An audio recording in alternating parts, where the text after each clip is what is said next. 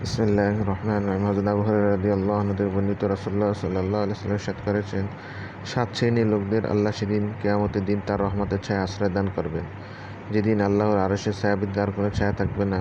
তারা হলো: 1, ন্যায়বিচার ইমাম ও রাষ্ট্রনেতা; 2, সে যুবক যার যৌবন আল্লাহর ইবাদতের মধ্যে অতিবাহিত হয়েছে; 3, সে ব্যক্তি যার অন্তর মসজিদের সাথে সংযুক্ত থাকে, অর্থাৎ মসজিদের প্রতি সর্বদা তার মন আকৃষ্ট থাকে; 4, সে 2 ব্যক্তি যারা আল্লাহর জন্য পরস্পরকে ভালোবাসে এবং আল্লাহর জন্য পরস্পর একত্রিত হয় এবং বিচ্ছিন্ন হয়; 5, ওই ব্যক্তি যাকে অভিজাত বংশীয় কোনো সুন্দরী মহিলা কোনো খারাপ কাজে আহ্বান করে, জবাবে সে ব্যক্তি বলে, আমি আল্লাহকে ভয় করি; 6, সে লোক যে গোপনে দান সৎকার করে, এমনকি তার ডান হাত কি দান করেছে বাম হাতও তা জানে না; 7, সে ব্যক্তি যে একাকী নীরবে নিভৃতে আল্লাহকে স্মরণ করে এবং তার 2 চোখ থেকে অশ্রু প্রবাহিত হয়।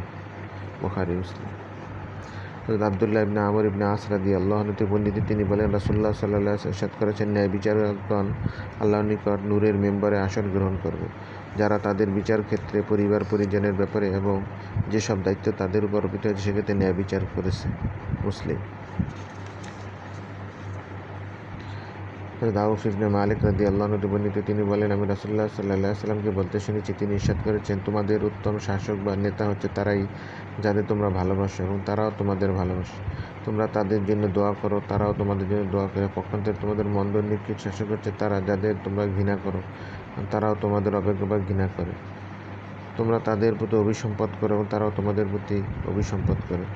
বর্ণনাকারী বলেন, আমরা বলি, ইয়া রাসূলুল্লাহ, আমরা কি তাদের থেকে সম্পর্ক বিচ্ছিন্ন করব না, তাদের বিরুদ্ধে বিদ্রোহ করব না? তিনি বললেন, না, যতক্ষণ পর্যন্ত তারা তোমাদের মধ্যে নামাজ কায়েম করতে থাকে, যতক্ষণ পর্যন্ত তারা তোমাদের নামাজ প্রতিষ্ঠা করতে থাকে।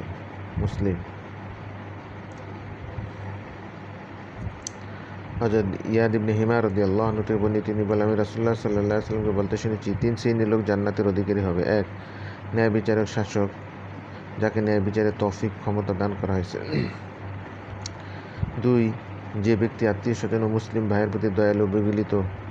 3, অধিক সন্তানাদি কিংবা অভাবী হওয়া সত্ত্বেও যে ব্যক্তি ভিক্ষা করা থেকে পবিত্র চরিত্রের অধিকারী হয়েছে। মুসলিম শরীফ।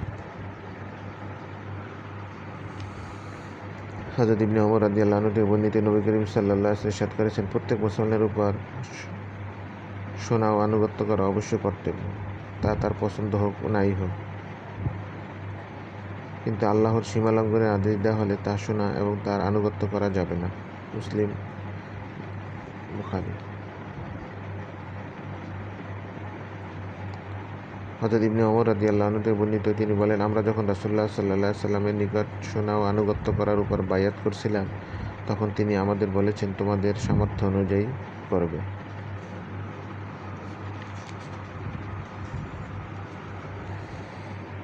হযরত ওমর রাদিয়াল্লাহু আনহু থেকে বর্ণিত, তিনি বলেন, আমি রাসূলুল্লাহ সাল্লাল্লাহু আলাইহি ওয়াসাল্লামকে বলতে শুনি, যে ব্যক্তি নেতা ও শাসকের বৈধ নির্দেশে আনুগত্য থেকে হাত গুটিয়ে নেবে, কিয়ামতের দিন সে ব্যক্তি আল্লাহর সাথে এরূপ অবস্থায় সাক্ষাৎ হবে যে তার সপক্ষে কোনো যুক্তি থাকবে না। আর যে লোক এরূপ অবস্থায় মৃত্যুবরণ করবে, খলিফা বা নেতার হাতে বায়াত না করে মৃত্যুবরণ করলো, তবে সে ব্যক্তির মৃত্যু যেন জাহিলিয়াতের মৃত্যুর মতোই হবে।